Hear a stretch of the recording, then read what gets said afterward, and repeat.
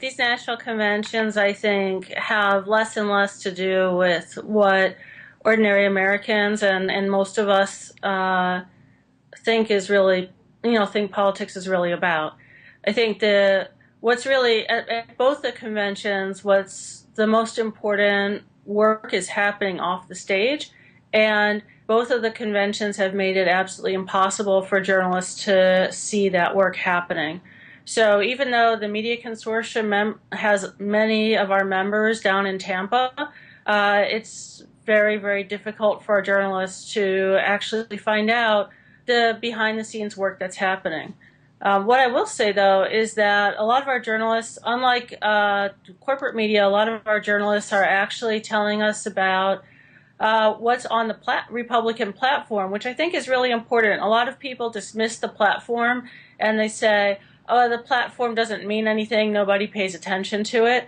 But actually, the platform guides the ideology of the parties, and the candidates are going to move from the platform towards the center. But what the platform tells you is how far they need to go in order to appeal to most people.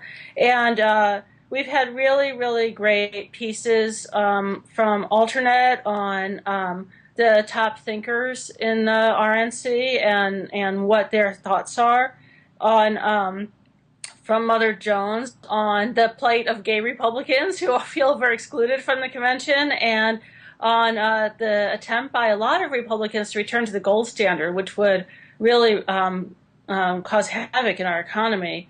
John Nichols for The Nation has reported on the RNC platform, and there's been some really interesting commentary from your friends over at Link TV, who have citizen journalists reporting from the convention. So I think that we're getting a deeper picture of the content of what's happening there.